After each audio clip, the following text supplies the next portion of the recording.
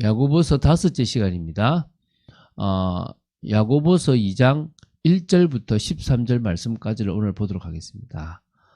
그 중에서 오늘 5절부터 9절 말씀까지를 합독하고 야고보서 2장 1절부터 13절 말씀까지를 보도록 하겠습니다. 그러면 야고보서 2장 5절부터 9절 말씀을 한 목소리로 합독하도록 하겠습니다. 내 사랑하는 형제들아 들을지어다. 하나님이 세상에서 가난한 자를 택하사 믿음에 부유하게 하시고 또 자기를 사랑하는 자들에게 약속하신 나라를 상속으로 받게 하지 아니하셨느냐. 너희는 도리어 가난한 자를 없인 여겼도다. 부자는 너희를 억압하며 법정으로 끌고 가지 아니하느냐. 그들은 너희에게 대하여 일컫는 바 그 아름다운 이름을 비방하지 아니하느냐. 너희가 만일 성경에 기록된 대로 내 이웃 사랑하기를 내 몸과 같이 하라 하신 최고의 법을 지키면 잘하는 것이거니와 만일 너희가 사람을 차별하여 대하면 죄를 짓는 것이니 율법이 너희를 범법자로 정죄하리라. 오늘 잘못 우리가 이해를 하면 율법에서 우리가 벗어났는데 다시 율법에 우리가 매인바된 그런 모습들, 이런 것 때문에 오히려 한국교회 또 전 세계교회의 믿음으로 시작해서 율법으로 갈 수 있는 부분들도 사실은 있습니다.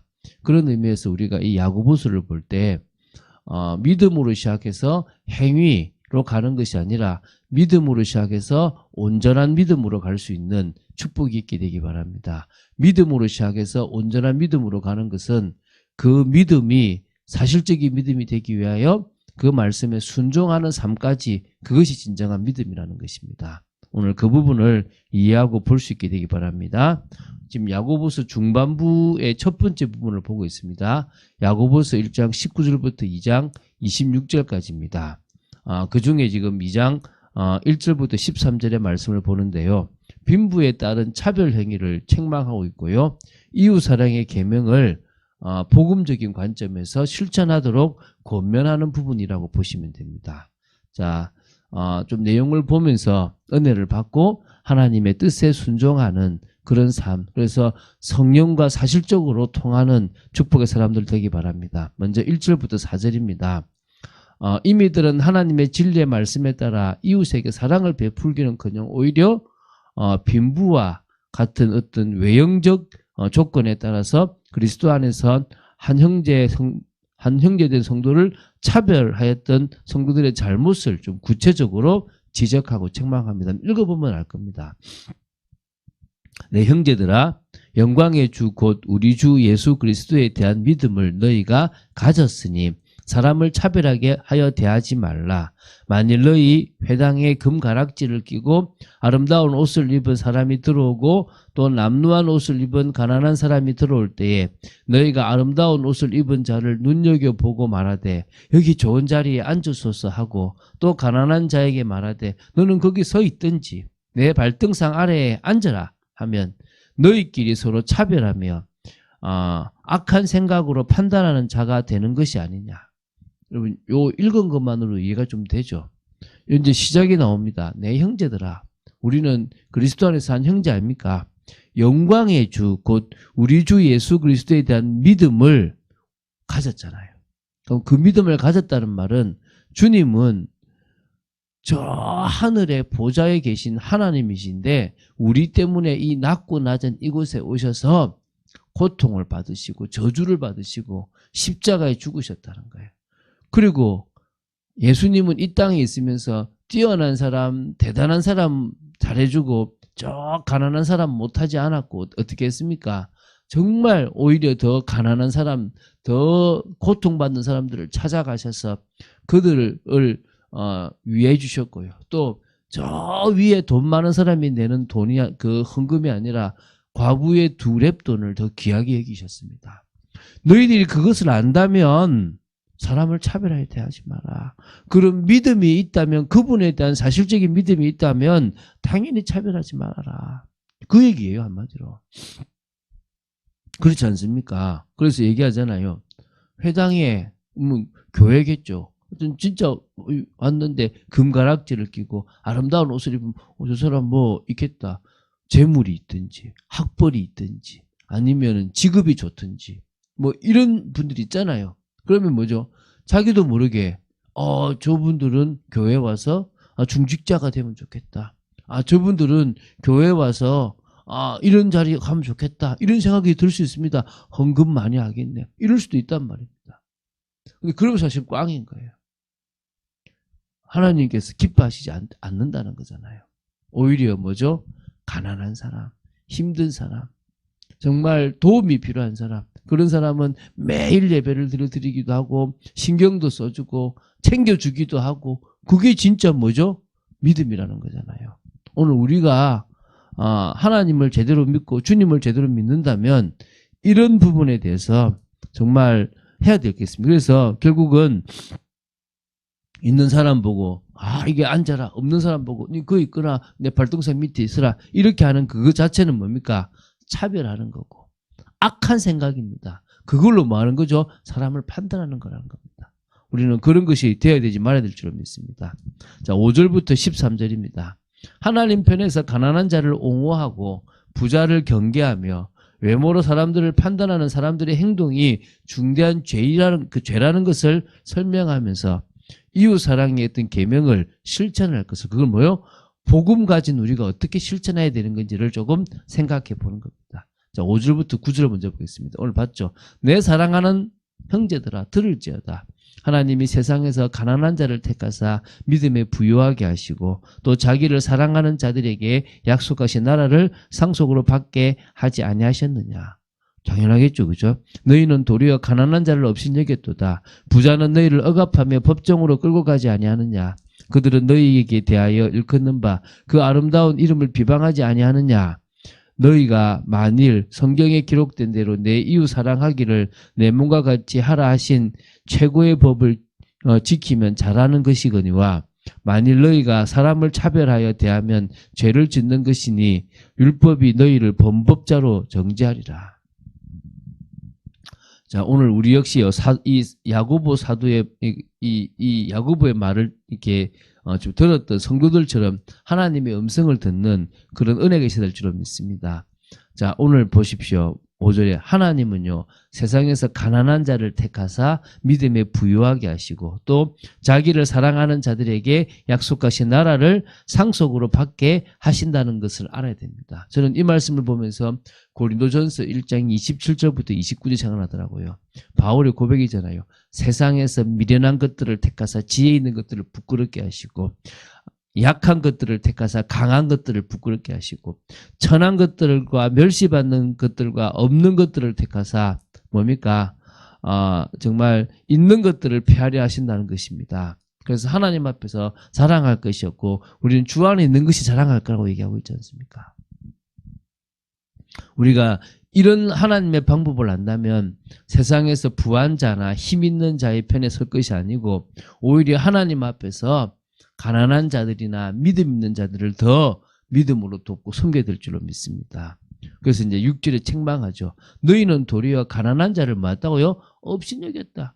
하나님의 방법이 이렇게 해왔던 방법이고 그 속에 너도 들어가 있는데 왜 네가 가난한 자들을 도리어 업신여기느냐. 이 세상의 부자들이 우리를 더욱 억압하고 법정으로 끌고 갈 경우가 많은데 왜 그들 편에 서느냐. 좀 그래도 나는 좀 보여줄 것 같으냐. 착각하지 말아야 말입니다. 7절에는 좀 더 중요한 부분을 다룹니다. 한마디로 이런 겁니다. 주 예수를 믿음으로써 우리에게 주어진 이 아름다운 이름을 비방하는 자들 역시 부자들일 거라는 거예요. 그런데 왜 그들을 그렇게 그거 하냐 이 말입니다. 그래서 이제 8절 9절에는 율법이 나오니까 어떤 사람은 안 지켜도 된다 그러고 또 율법을 지켜야 되는갑다 이렇게 생각할 수도 있다는 거예요. 조금 더 우리는 이 복음이 율법을 폐하는 것이 아니고 복음이 율법을 완성하는 것이라는 입장에서는 법을 지키지 말아야 되는 것이 아니라 이제는 새로운 복음이라는 법, 생명의 성령의 법 안에서 율법이 지켜지는 응답을 받아 누려야 된다는 겁니다. 그래서 우리는 믿음으로 시작해서 믿음으로 가야 되는 거예요. 그게 로마서가 말했던 겁니다. 야고보서도 같은 이야기를 한다는 겁니다. 그래서 먼저 법에 대한 이야기를 하는 겁니다. 내 이웃 사랑하기를 내 몸과 같이 하라고 하신 겁니다. 이것을 야고보는 최고의 법이라고 이야기했습니다. 자, 내 이웃 사랑하기를 내 몸과 같이 하라고 하는 것은 레위기 19장 18절에도 있고요. 이 계명은 신약 성경에도 계속 강조되었어요. 요한복음 13장에도 나오고 15장 나오도 계속 나옵니다. 예수님께서도 그 법을 율법과 선지자들의 강령이라고 규정하실 만큼 마태복음 22장이에요. 중요하게 말씀하셨습니다. 그러므로 사람을 차별하여 대하면 죄를 짓는 것입니다. 율법이 그것을 범법자로 정죄하리라고 분명히 했습니다. 그런데 우리는 복음이신 예수 그리스도를 통해서 뭡니까? 율법을 지키지 않아도 된다라고 그렇게 알고 있습니다. 자, 그럼 다음 구절을 좀 정리해 보고 나서 우리가 요 얘기를 하겠습니다. 10절부터 13절입니다.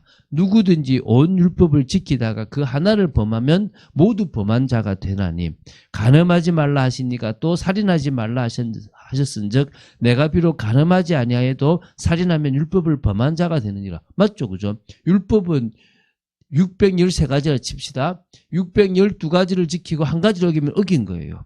너희가 자유의 율법대로 심판받을 자처럼 말도 하고 행하기도 하라. 긍휼을 행하지 아니하는 자에게는 긍휼 없는 심판이 있으리라. 긍휼은 심판을 이기고 자랑하느니라. 자, 여기서 우리가 해석을 잘해야 되겠죠. 자유의 율법, 이게 뭐죠? 우리가 앞에서 얘기한 거잖아요. 뭐죠? 자유하게 하는 온전한 율법. 우리는 그것을 뭐라 그랬죠? 그리스도의 복음이라고 얘기했습니다. 이 야고보는 지금 성도들에게 장차 심판 때에는 복음이 기준이 될 것이고 그 기준을 가지고 우리는 뭐죠? 그 속에서 우리의 믿음이 있는지 없는지를 우리는 순종의 삶을 살았느냐 그러지 못했느냐에 따라서 판단받게 될 것이다. 바로 뭐요? 우리의 믿음이 있는지 없는지를 우리의 순종, 행위의 삶을 가지고 인정받게 될 것이라는 것을 지금 강조하고 있다는 거예요. 그래서 쉽게 말하면 우리에게 자유를 가져다 주는 주의 법에 따라서 우리가 심판을 받을 때가 온다는 겁니다. 그게 뭐죠? 종말이라는 거예요. 백보자 심판에서 주님께서 심판하시는 거예요. 그때 우리는 뭐죠? 믿음이 있다면 너는 뭐죠? 우편에. 믿음이 없다면 좌편인 거죠. 근데 믿음이 있다는 것은 뭐죠? 주님의 말씀이 성령의 능력으로 지켜지는 것이라는 거예요. 근데 어려운 거예요. 근데 쉽게 말하면 우리는 율법과 상관없는 삶을 살아가는 게 아니라 당연히 하나님 앞에서 내가 받은 은혜가 크니까 살인하지도 않고 간음하지도 않고 도둑질하지도 않습니다. 그런데 과거에는 내가 살인하면 안 되지, 내가 도둑질하면 안 되지 라고 하는 그 법에 매였다면 이제 뭐죠? 우리는 그리스도께 매이고 신앙에 매이는 겁니다. 그리고 성령의 능력을 덧입는 겁니다. 그럼 당연히 그때 율법을 지켰던 사람보다 더 살인할 이유도 없고 간음할 이유도 없고 도둑질할 이유도 없고 오히려 하나님의 사랑을 받은 자로서 긍휼을 입은 자로서 다른 사람에게 긍휼을 베푸는 자가 되는 거예요. 그러면 당연히 뭡니까? 오늘 이 13절에 나온 것처럼 긍휼을 행하지 아니하는 자에게는 긍휼 없는 심판이 있으리라. 그건 뭐죠? 율법의 심판인 겁니다. 그런데 긍휼을 가지고 행하는 자는 뭡니까? 결국은 긍휼은 심판을 이기고 자랑하느니라.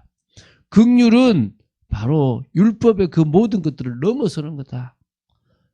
긍휼은 그 심판에서 자유로울 수 있는 하나님의 그 은혜가 사실적으로 임한 사람이다. 이제 이런 의미가 있는 겁니다. 오늘 저와 여러분이 율법으로 이 모든 걸 보는 것이 아니라 그래 그들은 율법의 기준으로 봤다면 우리는 무슨 기준입니까? 자유의 율법의 기준으로 보는. 그게 뭐죠? 복음이라는 거예요. 그 복음 역시 율법을 완성하는 건데 율법은 내가 막 지켜서 행하는 거라면 자유로운 율법, 복음은 내가 믿음으로 말미암아 그것이 되어지는 그런 축복인 줄 믿으시기 바랍니다. 오늘 조금 길었는데요. 오늘 정말 여러분들이 이 부분이 진짜 제대로 이해되어지는 축복이 있기를, 그래서 복음적인 삶이 믿음 안에서 되어지기를 주 예수 그리스도 이름으로 축원드립니다. 주는 그리스도시요 살아계신 하나님의 아들이심을 고백합니다. 말씀 따라가는 축복 속에 있도록 저희들을 붙잡아 주시고 정말 이 부분이 오해되어지면 잘못하면 다시 율법으로 돌아간다든지 이 야고보서의 말씀이 잘못됐다고 볼 수도 있습니다. 우리는 오히려 더 성령의 능력으로 들어가는 축복된 저희들 되어지기를 간절히 소원합니다. 주 예수 그리스도 이름으로 기도드립니다. 아멘.